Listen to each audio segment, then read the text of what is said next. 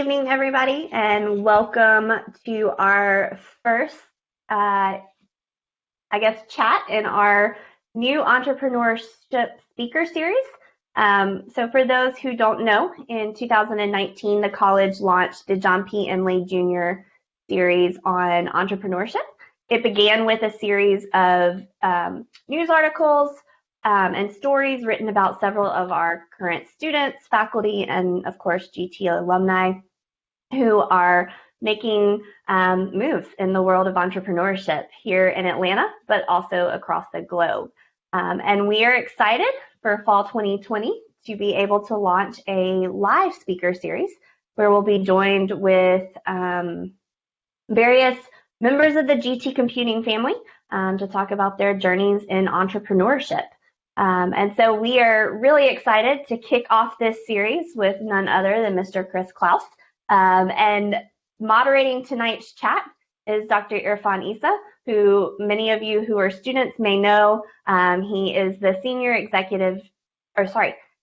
Associate Dean of the College of Computing, the Executive Director of the Machine Learning Center at Georgia Tech, and of course, a professor that is known and loved by many, many GT Computing students. So I'm going to turn it over to Irfan and let him take it from here. Thank you so much, Jennifer. Appreciate the introduction. Welcome, everyone. This is one of those, odd experiences where we're talking into a camera and I can see 2-3 people at least, but I cannot see any one of you. So please use the chat box there to kind of let us know that you are there and there's a pulse in this conversation and you're enjoying what we're talking about. We'll keep it very, very informal. I've known Chris for quite a few years now. We've gotten to know each other well, and we've done this kind of stuff before too. So we'll keep it interesting and entertaining. Do remember that there is a separate box on the side of Blue Jeans event, which has the characters Q&A. That's where you can go jump in and start asking questions about what you would like to have Chris talk about and stuff like that. What we will do today is I'm going to start off with some fun, interesting questions from Chris, and then we'll kind of look at and see what kinds of other things we can get into. The purpose of this is for you to get to know Chris as a person who's been an entrepreneur for a long time, a person who has been also really motivated and driven, not just to kind of be selfish about his entrepreneurship abilities, but helping others, in this exciting area of becoming entrepreneurs and basically trying to do things like, create their own opportunities. And he's played an amazing role for the many years at Georgia Tech in doing so. So what we'd like to give you a little bit of sense today is a bit of insights into Chris, and Chris will talk a lot about these types of things. But it's also an opportunity for you to ask questions of somebody like Chris, who's been in the thick of things from all the way of himself starting a company, himself making that company become a big corporation, hiring people to work with him from the get-go to becoming a large corporation that then was acquired. And since then, he's been, of course, started another company and also started maybe about 5 or 6 or maybe 20 or 50 other companies. He'll tell us more about that. But more importantly, he's been working very closely with many students at Georgia Tech and other universities too, guiding and advising them. Of course, Chris is a huge benefactor for the college and Georgia Tech. He's supported many different types of events and activities.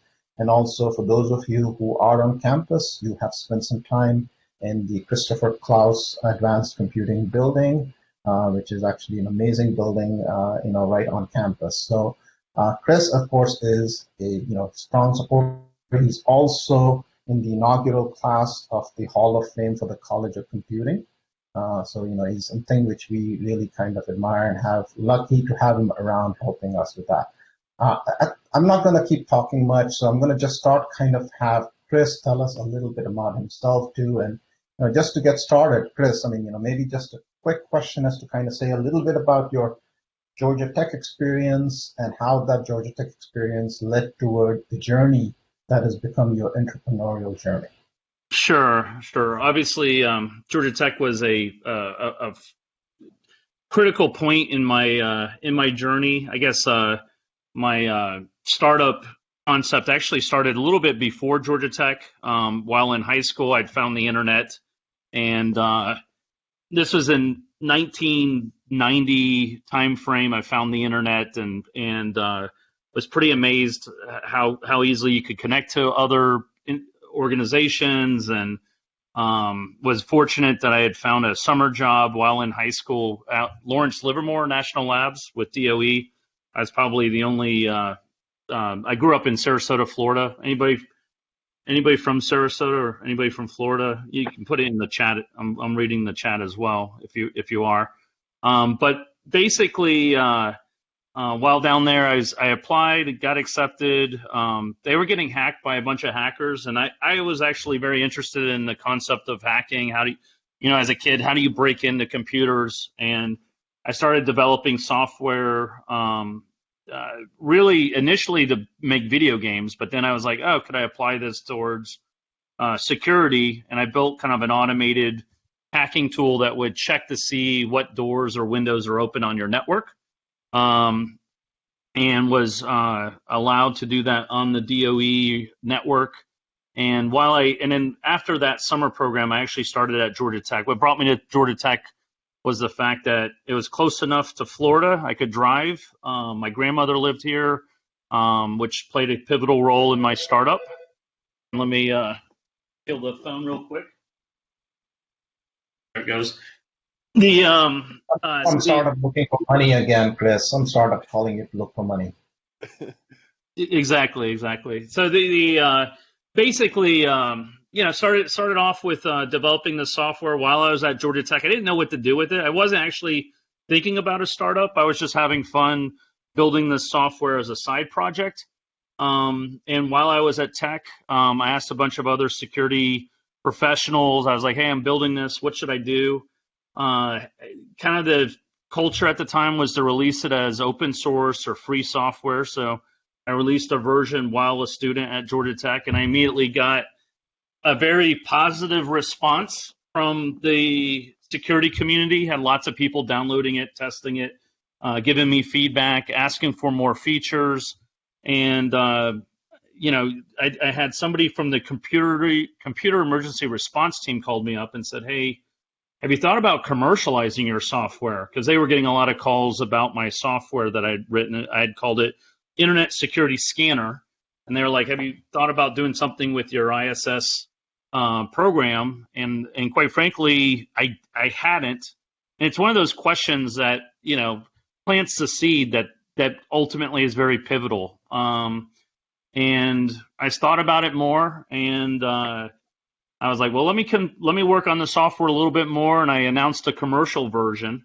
I was in the Smith dorm at Georgia Tech and got a check.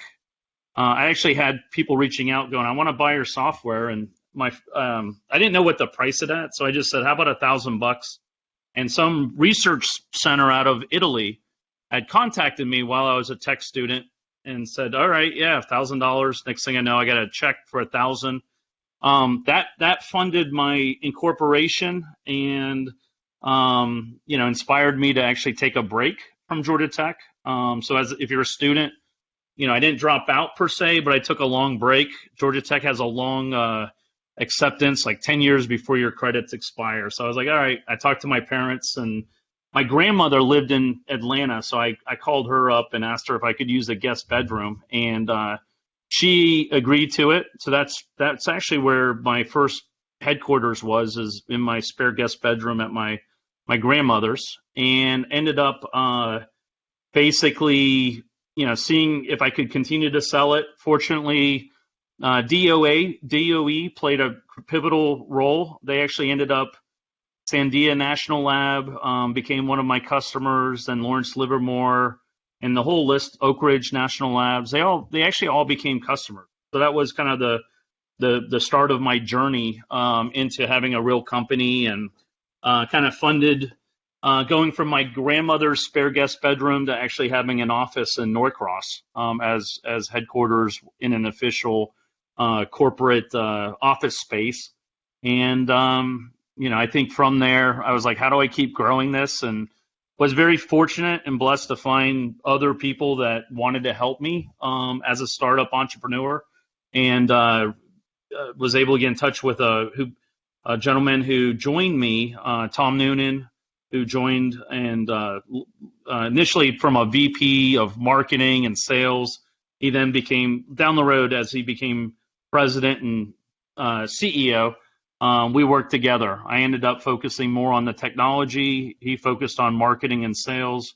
So we actually had a great relationship. In fact, the first day he joined Internet Security Systems, I had a meeting with NASA, and NASA had asked me to come out, maybe demonstrate the software, show them what vulnerabilities might be on their network. And I remember the system administrator saying, "Oh, you're not going to find any issues." But when we ran the software, we did find a ton of issues. The alarms went off. A bunch of passwords were discovered. And like the general who oversaw JPL NASA took us in the back room, and they were like, "We want to buy your software right now." And Tom and I hadn't worked out our pricing, but I told him I usually charge like $30,000 for DOE sites. And when we came, he was like, "Well, let me try and double it." So he came back to the general and said, "How about $100,000 for the software?" And they said yes. And I was like, "All right, you basically tripled my revenue the very first day." So I high-fived Tom and had a really good relationship with him. And he and I built ISS into over $1 billion company. So that's kind of the beginning of the whole journey. Sounds exciting. One thing just to kind of dig deeper into it is, you went from a company of yourself, from your mother's guest bedroom, and before, or I don't remember now, and before Tom, let's kind of walk us through your first employee that you hired. How was that? Yeah, my first employee, actually, great question. Really was at the time I had a gentleman that I was in this kind of on IRC. I don't know if anybody's familiar with Internet Relay Chat, but that was like one of the early days of chatting, probably pre-social networks. So it was the way to find other people who knew how to code and program, and you'd hang out there. So I actually built a relationship with a lot of security guys that hung out in the security rooms on IRC, and ended up one of the guys that I respected, really smart guy, his name's Tim. He knew how to code as well, and probably was a better programmer. He was like in his fourth year. I was still a freshman when I was getting going, and I was like, "What are you doing this summer?" And he's like, "I don't know." And I was like, "Can I convince you to come to Atlanta?" He'd actually been living in Hawaii and going to the university there, and I was like, "Well, come to Atlanta, help me, code for the summer." So that actually was my first employee. I had just enough money from selling the software to one or two of the DOE sites that I could afford basically an intern to help me code while I continued to code with them, but also spent time selling it. And if I had to, I guess at the end of the day, I didn't do a lot of sales calls. Every once in a while I would do a sales call. One of my first sales calls was an energy company up in New York. And they had called up and said, "We want to get an audit, a cybersecurity audit of our network." And my software could do basically what they wanted. And literally the software would scan their network and tell them all the vulnerabilities. And it would literally take me maybe under an hour to, just tell me what network, and it would do all the work and then generate a report.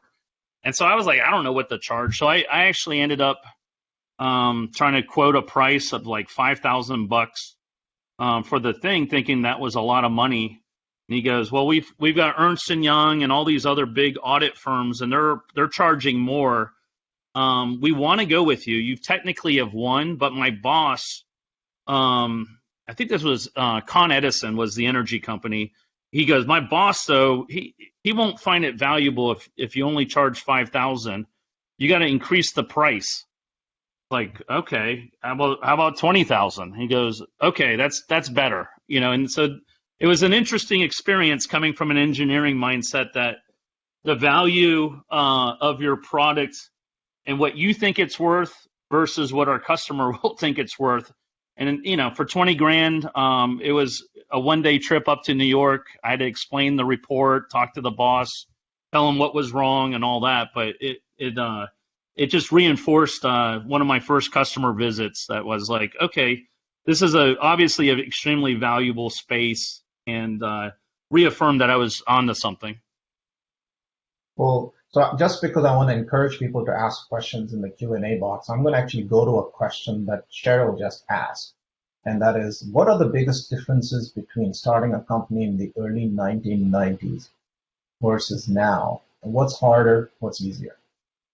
Oh man, I could say there's probably a lot of differences in the sense of finding people is probably a lot easier.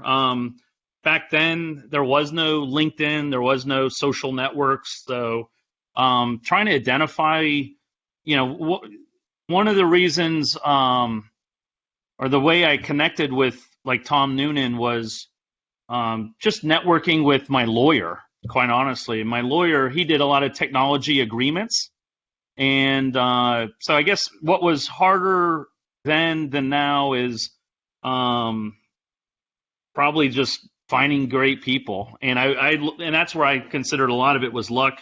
Having a good lawyer that had a network, he put me in touch with a local investor / entrepreneur who knew Tom. That's how I actually connected with them, and then from there, I guess that's one big area. I'd say some of the stuff stayed the same. It ultimately, I would say what made a company successful then overall is very similar to what makes a successful company now in terms of, you want to look at the team. Are they committed to their idea? What is the idea?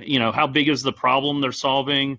What's the market opportunity? I mean, can they build the solution? What's the feedback, et cetera? And so ultimately, I think the core of what makes a successful startup is actually a great question in that it's one of the things after ISS or during ISS, I wanted to help others kind of follow the path I took. I went to Georgia Tech and was like, at the time I did my startup, none of my friends were thinking about startups. Zero. In fact, when I told them I was going to take a break or, dropping out of school to do a startup, they all looked at me funny, like, are you crazy? Why would you drop out of Georgia Tech to do a startup? And I was like, well, I can always come back if it doesn't work out.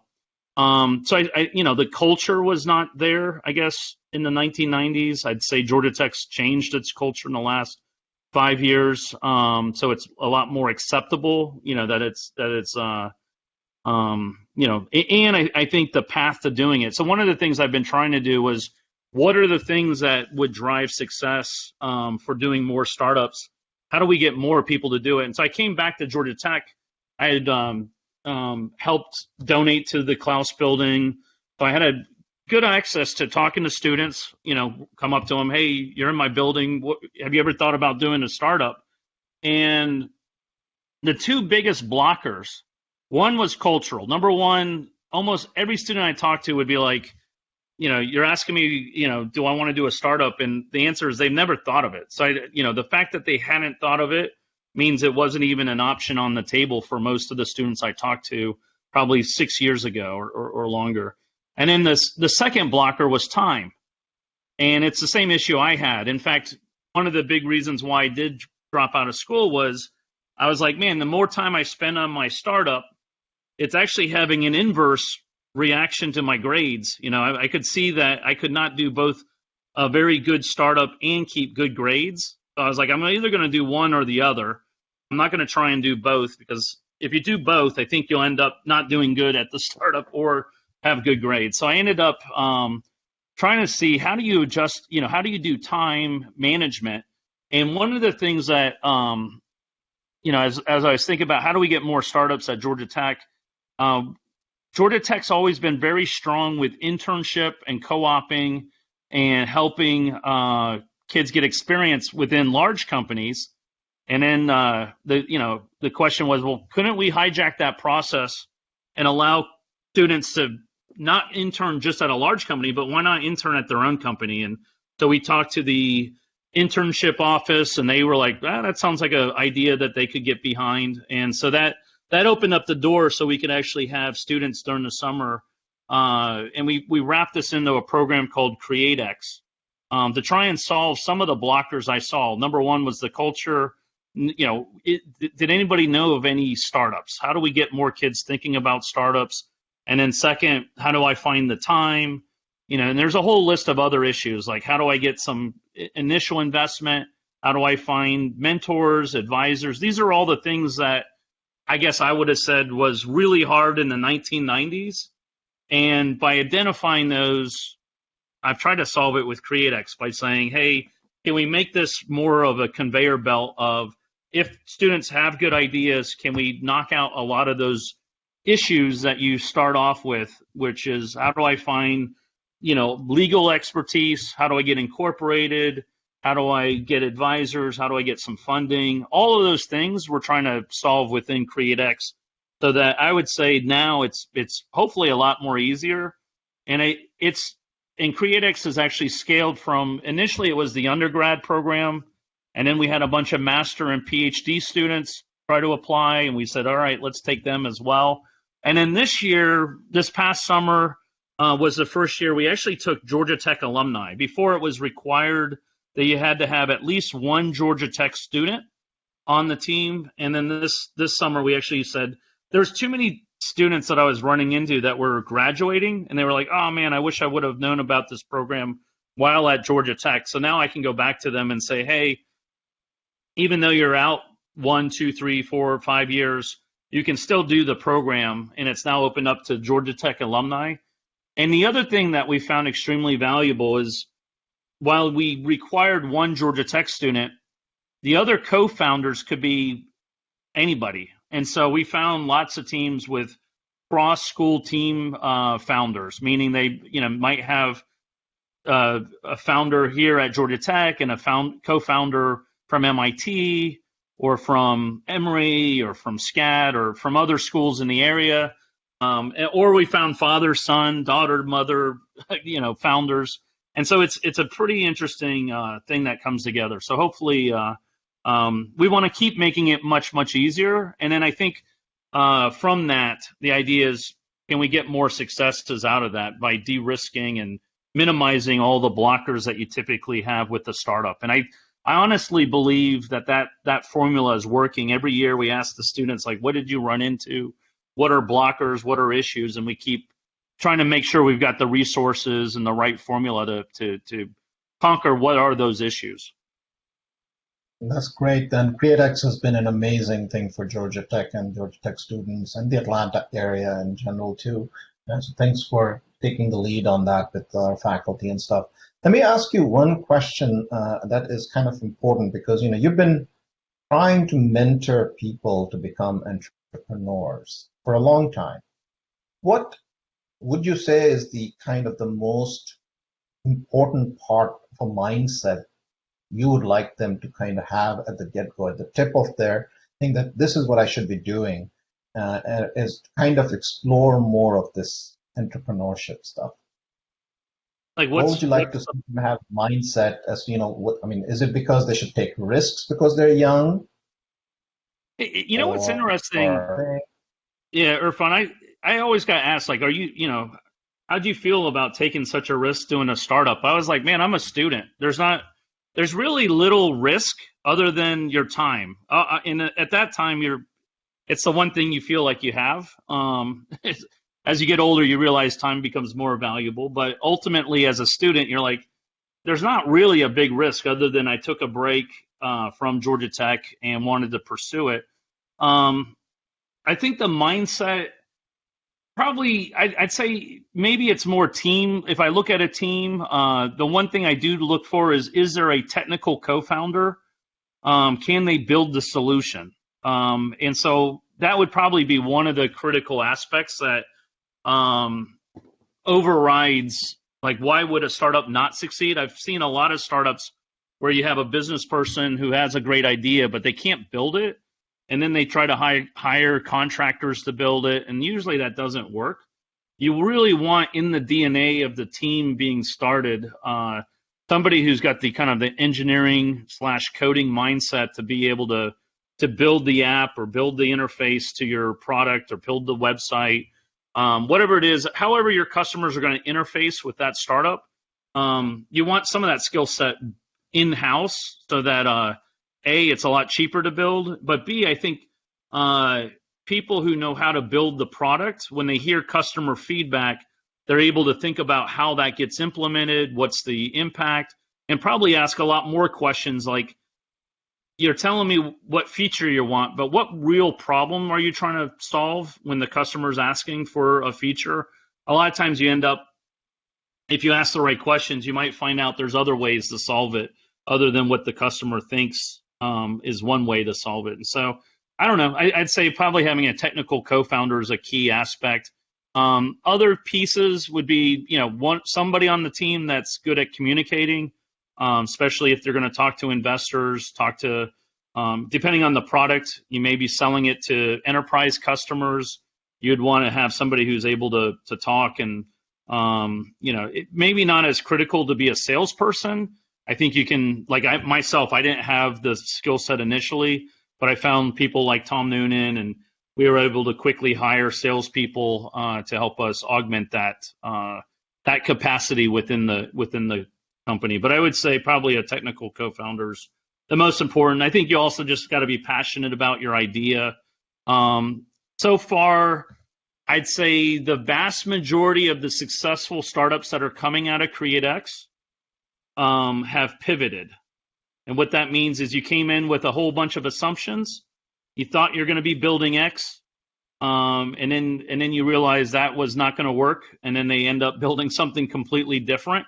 And I'd tell you there's quite a few of the startups this summer that I think are going to do extremely well, and a lot of them were pivots where they were building a fitness product and then they became a communication platform, and you're like, there's almost not even, you're like, how did that happen? And so I think being willing to not only take the risk and realize, hey, maybe your first idea might be a failure, but you pivot, you learn from it, you try something else, and next thing you know, and quite frankly, I think the entrepreneurial confidence or that mindset we're trying to get is not so much that every company this summer or when you do your first startup is successful. I feel like 90% of them probably won't be turning into a huge company, but a lot of the teams almost every team I talk to says, hey, even though I'm not pursuing my startup this summer beyond that experience, I now know kind of the gist of how to put it together. It's like riding a bike. It's like, oh, okay, I now know what to do with an idea. I can build the prototype. I know how to put together a website. I know how to put together a pitch deck. I know how to talk to VCs. I've built some networking of people that can help me. All of those things, what is equity? All those pieces kind of come together if you do a summer building a startup.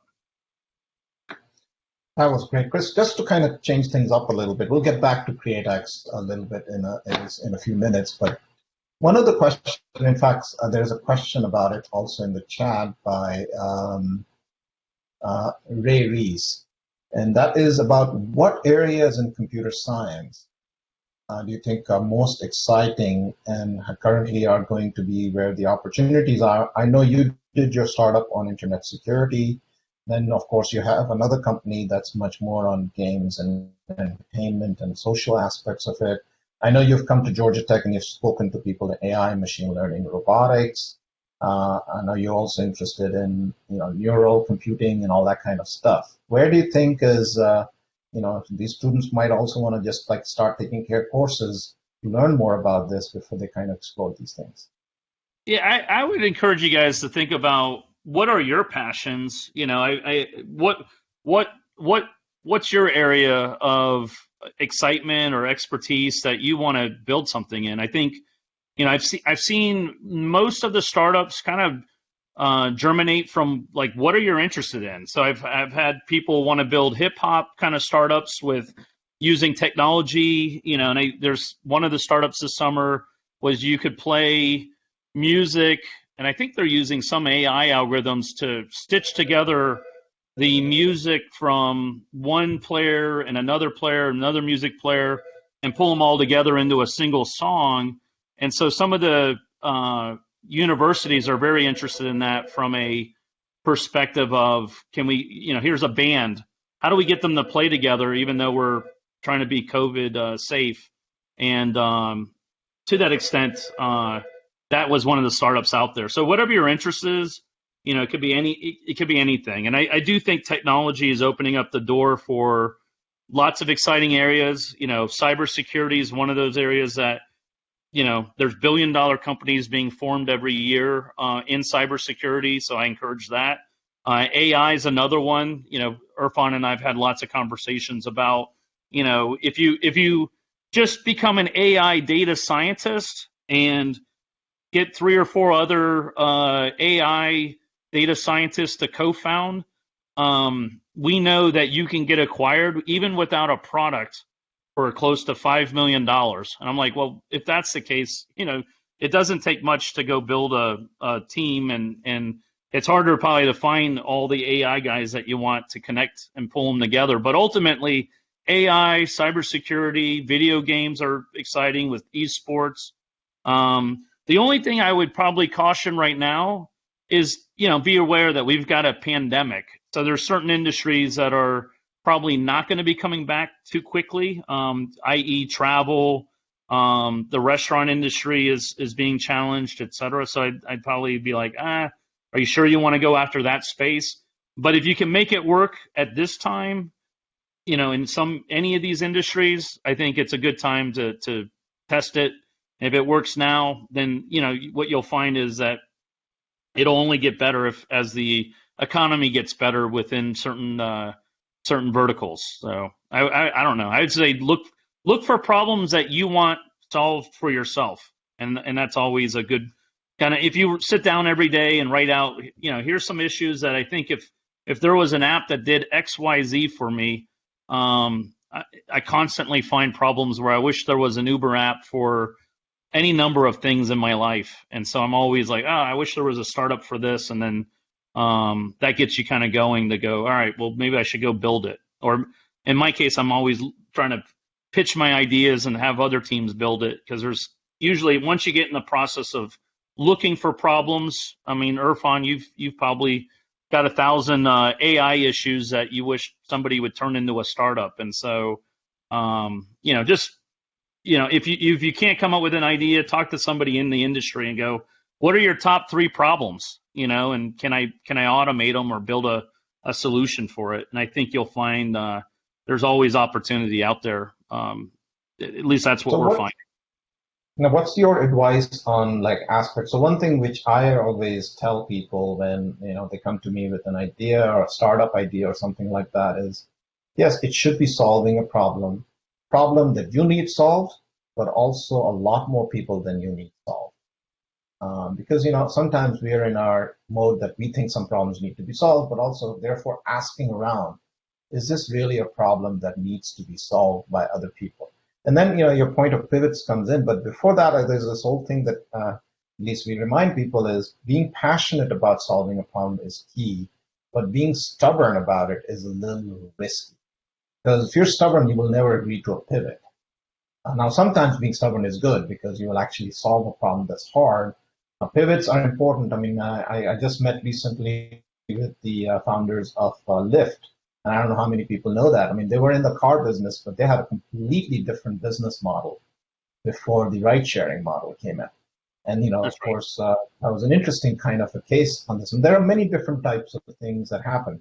So within that context of, importance of pivots, but also kind of doing a little bit of understanding the market. In your startup, you kind of knew when you started doing this that there was a market, and the market validated itself by coming to you and writing you checks. So any thoughts as to, how do you start kind of validating that the idea you have is important to others or, important period? Yeah, it's a good question. I would encourage, if you have an idea, go ahead and build a prototype of it and build a website to reflect the value of it. Usually, you can build a website, keep it really lean, and build a website in a week or less, and hopefully build a prototype in a week or two. And, even having just that then gets you an opportunity of like, who is it for? And then go talk to some people that are in that space that you're trying to sell your product to. And very quickly, you're going to get feedback like, yeah, I want this, or no, this is a nice to have. It may not be something that people would spend money for, but if people are like, hey, if you can commercialize this and turn this into a real product, I'll give you a check. That's a strong indicator, and that's that whole product market fit. Finding out the right product for the market, and then once you hit that, usually that's the piece that becomes the rocket ship. Meaning, if you find something where people want to throw money at you, then you're on a gold mine to go scale that and make that a serious business. And I think that's probably where you spend a lot of your time. And so that's where pivoting kind of hits, is that a lot of times you go in there, you got your prototype, and it doesn't feel like everybody's giving you like, hey, that seems nice, but they're not ready they wouldn't buy it from you in the next week or two if it was actually a commercial product. You may want to consider pivoting to something else. And that's always, I don't know if there's a perfect answer for when you want to pivot, but sooner or later you'll get a sense of, is this actually a real market to go after or not, based on the customer's feedback. And there is a question here which kind of goes to how good or brilliant does an initial product going to market have to be, or is it mostly working good enough? So just to kind of add to that, I mean, the terms that you hear about things called MVP, minimum viable product, and also, good product to market fit. Those are types of things that become extremely important. And I think you have to find some sort of a balance. So the other thing which is important these days, which is different from the 90s per se to nowadays, is what Chris said is important. You can actually build a prototype much faster now than you could before. I mean, my joke used to be is in the old days, you needed a garage or a grandma's guest room to be able to do a startup. But nowadays, you can just sit at a coffee shop, not these days, I know, because you shouldn't be going to coffee shops. But you could just find internet, find a cloud, and an old laptop. You can get started doing kinds of things. I mean, is that one of the changes you're seeing more and more, that at least the hurdles? There are other types, but computing, software, open source is making a lot of that kind of stuff easier and easier to do. Yeah, for sure. In fact, this summer, because of the pandemic, it validated one of the issues we were running into with Createx was, how do you find enough space? We had over 70 companies this summer, and trying to put them all in a room gets more and more challenging. Irfan, you could probably speak to face challenges at Georgia Tech, and just because there's always, all the different departments are always wanting more space. And the nice thing is, I guess, with COVID, if there's a positive out of it, was it was done completely virtually. And so as I chatted with the teams, we had teams not only from Atlanta, but from Michigan, from Florida, and they were all working out of their rooms, out of their homes. And so, having and I actually think a lot of the companies that are getting going, my own company has become virtual, right? I have a little game studio, and when COVID hit, I was like, let's all work remotely, and hasn't slowed us down. And we're all working just as hard as we were previously. We're just not able to have a chit chat at the water cooler. But to your point, the space doesn't really matter anymore. You can be in your room, or go find a picnic table with some Wi-Fi access, and away you can be very successful. So ultimately, I think that's one of the advantages today. I think also, I think the question was, when do you ship? Can you ship a half-baked product? And I'd say yes. Sooner is better. They call it minimal viable product. Get get something out there is better than nothing. If you wait too, this is probably the classic issue is a lot of engineers want to build the perfect product and they actually over-engineer it. And what you end up doing is you add a bunch of stuff that people didn't care about, and you waste a lot of time, money, and you really didn't get validation from the market. And I've ran into startups where people have worked on their product for like 2 years, and I'm like, when are you going to get some customers? And the fact that they haven't actually gotten customers in 2 years, that's an issue. Unless you're working in some unique, like a nuclear fission or fusion or something like that. If you're building a product that you want people to be able to use sooner, I definitely recommend getting it out, even if you're embarrassed about it. Like, it's not going to be pretty and good looking and all that. That's still better. And my first product, I didn't have any UX. It was command line, to be honest. And Irfan probably remembers the command line days, but it's not the prettiest UX because you had to do / all these options and so on. And so, obviously added a GUI later and a UI, but very, very first thing is to get it out there, get feedback, find out what people really want. And then that's the most critical thing is validation with customers. So let's go back a little bit to Createx. I mean, Createx has been something you've been involved with from, pretty much moment zero, and helped kind of part of it and stuff like that. What do you think is the, it has enabled a lot of things. It has stopped getting rid of some of the blocking stuff, but it also is now creating this culture, both at Georgia Tech. I mean, remember, Georgia Tech was we build it culture, which is, Yep. We build it for others, but now actually you're convincing everybody is you can build it for yourself. Talk a little bit about, how excited you get when you start seeing these, young kids that you could most probably, reflect back to many years ago. Now they have more opportunities, and now, some of them are running around trying to not just make products, but also do the whole thing. That is, find funding for it, find, legal advice, do the whole 9 yards. Yeah.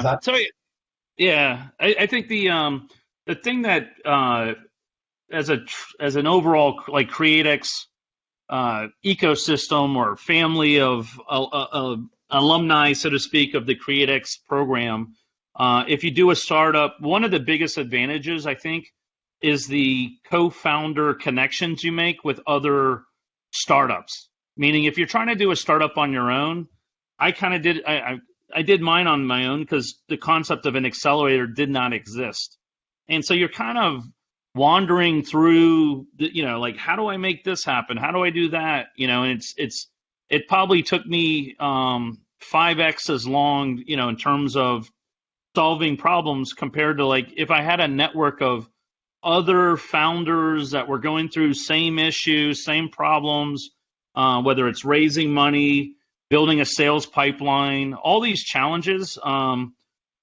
Those are all being solved in real time with other companies that are all kind of within a year to 2 years or 3 years of your batch. And one of the nice things is I think Georgia Tech's culture has been very much a give back culture. And so a lot of the early guys that are having success now are very approachable and they want to give back. I've chatted with them and they've actually become coaches and mentors. In fact, before this meeting, I grabbed tea with one of the coaches this summer, and he's on his second startup, and his first startup was out of Createx, and he was giving back and had a lot of great feedback on how to grow Createx. And so it's just, I think having that ecosystem and the network helps out. Just like if you're using the Georgia Tech overall network, if you find somebody out there that has graduated from Georgia Tech, it's a little bit easier to have a conversation and have a shared experience as a reference point. And so I think that's true with Createx itself on a more focused perspective around startups. So there's one question in here that, and this was a little bit touching back on what we talked about, what areas. I mean, are most of the Createx companies that are coming out, are they mostly software or some of them are hardware? I think I know the answer, but somebody asked that question, so I thought I'd look at you. Yeah, hard to discern if, is it hardware, software? I think there's a lot that are a blend. There's a lot that are software. Some are data focused. I definitely think if you can figure out a SaaS model, software in the cloud kind of service model, I think that's also making it a lot easier to get your company off the ground, building recurring revenue. I think data is one of the other factors out there. And I see data being utilized within all kinds of verticals. And so everything from the solar industry to insurance industry to healthcare to any number of industries, and then trying to build a solution around software and the data. And as you know, Irfan, there's a bunch of off-the-shelf, data, machine learning kind of platforms that you can leverage, as well as more and more AWS, Google, others are providing some in the cloud services that you can piggyback on. So I think the combination of cloud services, it helps. Ultimately, I think software is kind of the glue that brings a lot of these pieces together. And there are some hardware companies, but typically the ones that push for initially a complex hardware solution, pivot. So far, I've seen most of them move towards just what's the minimal viable hardware solution, almost like keep that dumb, almost as an adapter to whatever you're solving, and then put all the smarts in the cloud and in the software. And so that's a pattern that I'm seeing out there, is if you're going to do hardware, try to keep it as dumb as possible and move all the guts and so on into the cloud and have some kind of networking interface to keep the smarts easily updated. I mean, I think that's one of the things that's making Tesla much more valuable than all the other car companies, is that they're constantly updating the brain on all these cars, once a month as they do their updates. And I think that's happening in all kinds of industries. So something to apply to any industry would be, that kind of a model. Put all the smarts and intelligence and algorithms in the cloud. So let's just build on that question. So one of the other things I know you did, and that was at Georgia Tech, and the unblocking part of it was one of the challenges at Georgia Tech and the culture around Atlanta was around licensing and stuff. And you worked hard with both Georgia Tech people on this thing called the Nerf, I believe, Nerf, right? I think that's the acronym I'm not forgetting. It's something about basically making it easier for people to license technologies and stuff like that. Yeah, so I can touch on that. It's pretty real time in that I think Georgia Tech's going through some restructuring to make the IP licensing a lot easier. As a as a person who's tried to invest in companies, one of the things is, does the company have the license or the IP rights to build a product? And if they don't, you'll never get investment.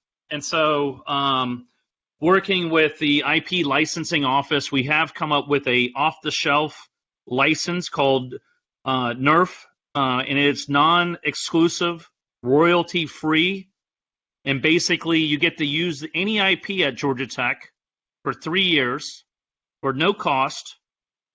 Try to get your startup off the ground, and then at the end of 3 years, I think there's a perpetual license for about 30 to 40 grand. And that in the big scheme of things should be in 3 to 4 years, your startup's taking off.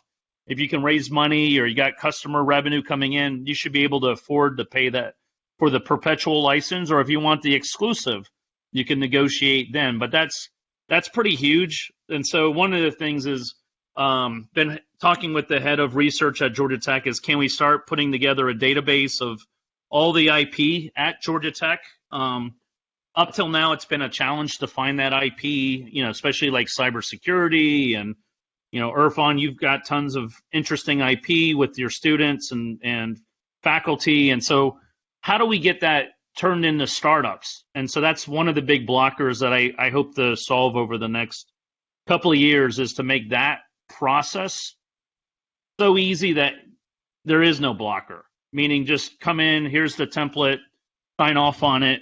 And that is the goal. And so I think if anybody's interested, feel free to reach out to me or really the Createx team is involved with that, and Siva Ragapathy, he's heading that up, and he's taken on a much stronger role to solve that IP licensing. In fact, I think the IP licensing component has now been moved underneath him. So within Createx, you're going to have licensing there. So if there is any blockers, we're going to solve them. Love to get feedback if you guys are trying to license IP from Georgia Tech. We want to make it so easy that anybody can do a startup, because ultimately, I think Irfan knows this, is that most of the IP that gets generated sits on the shelf. And there's tons of patents that have never been used in any commercial sense. And so, you know, and there's a lot of reasons why. And so one of the reasons is the really big blocker to try and license, not just from Georgia Tech, but any university. So if we solve this for Georgia Tech, it actually might be a model that could be applied to other universities, because I think we're just trying to be super duper founder friendly in getting the IP and not waste a lot of time and money, and you know, if it works, we know that the IP you'll want to get the exclusive at some point, or you'll pay for the non-exclusive and more down the road. And realistically, the aura of that IP turning into a real company pays for itself in many, many different ways. We're nearing the end, and I actually thought one question I'd like to ask, and since you've been involved with creating a much larger ecosystem in the city of Atlanta around startups, everybody says, oh, if you want to do a startup, go to, you know, Silicon Valley or, you know, or Atlanta. Can you say a little bit about the environment that exists and how excited you are? I mean, I know we can always go and connect with people in Silicon Valley, but Atlanta is becoming a nice place for doing a whole lot of this stuff too. And I know you've been very interested in supporting that. Yeah, no, I think Atlanta's a good place. I mean, the cost of living is probably one of the better ones across all the top cities in the country. You know, what's interesting is, you guys are probably aware, there's been kind of an exodus from both California and New York. And what's even interesting is I've had a lot of friends like in Austin that are like, hey, I was paying to live downtown with COVID. Why am I paying this huge rent? I'm going to probably move 30, 40 minutes out from the city itself. So I think you're going to see some rebalancing of city life versus paying both high taxes and lowering your cost.